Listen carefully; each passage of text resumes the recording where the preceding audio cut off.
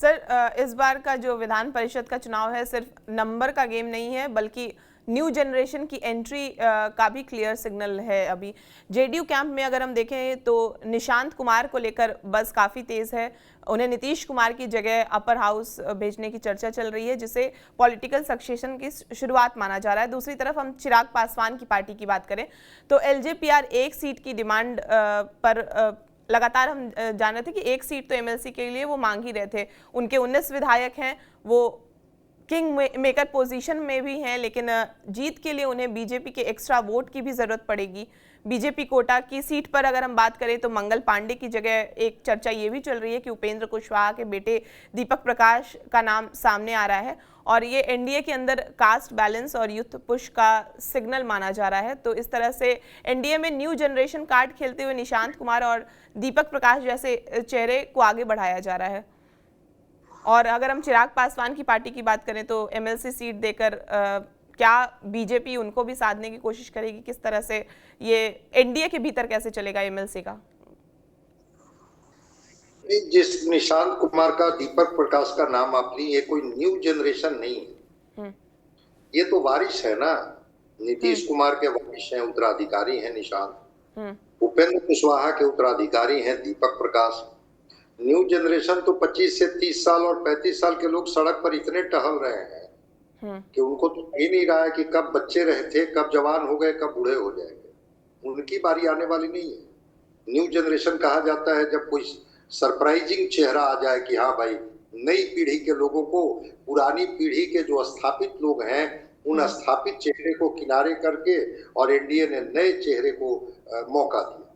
जैसे नितिन नवीन जी के साथ हुआ कि वो विधानसभा का चुनाव लड़े, मंत्री थे, बिल्कुल बिहार में एक मध्यम वर्गीय परिवार से थे। बीजेपी एकाएक उनको उठा करके और राष्ट्रीय अध्यक्ष की जिम्मेवारी दी। इसको कहते हैं कि जनरेशनल शिफ्ट, कि जनरेशन को शिफ्ट कराया गया। लेकिन उत्तराधिकारी के शिफ्ट को हम जनरेशनल शिफ्ट कैसे कहेंगे? ये कैसे आप मानेंगे? आज भी विधानसभा परिषद के गेस्ट हाउस का उद्घाटन करने गए थे नीतीश कुमार जी, निशांत जिंदाबाद के नारे लग रहे थे। बिहार के मुख्यमंत्री की छवि उनमें देखी जा रही थी।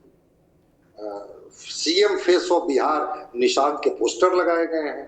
तो ये तो उत्तराधिकारी की बात है, तो ठीक है, अपना उत्तराधिकारी है, जिसको सौंप दे।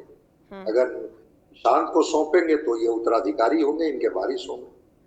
और वो 51 वर्ष के निशांत, अब कोई जनरेशनल शिफ्ट की बात नहीं है, उत्तराधिकारी की बात चल रही है।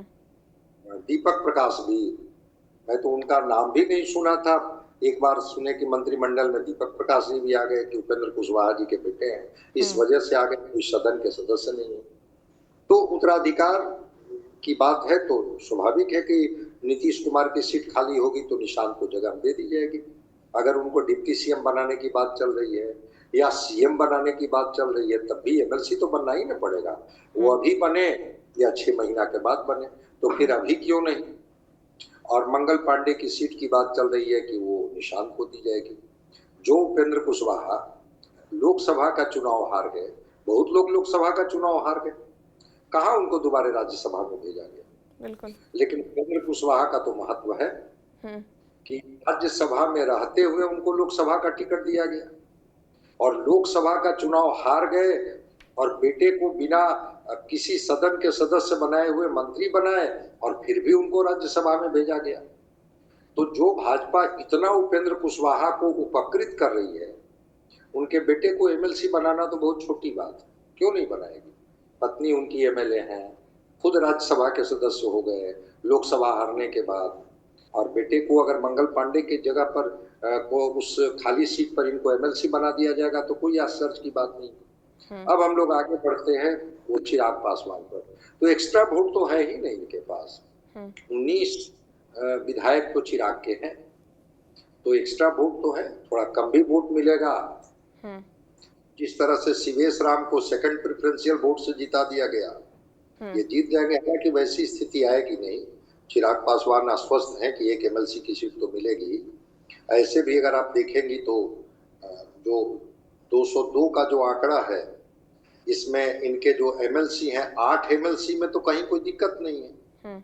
जेडीयू से 3, बीजेपी से 3, 6, एक उपेंद्र कुशवाहा की पार्टी से 7, एक चिराग पासवान 8। तो वो 8 का आंकड़ा तो ऐसे भी ये पूरा कर लेते हैं, ये बहुत कंफर्टेबल है। इनको कहीं कोई किसी चीज की जरूरत नहीं है, किसी की मदद की जरूरत नहीं है। तो आपके जो सवाल है कि क्या निशांत नीतीश कुमार की जगह पर विधान परिषद में जाएंगे, अभी तक तो मेरा जवाब बिल्कुल हाँ में होगा। कल कौन सी परिस्थिति होगी मैं नहीं कह सकता।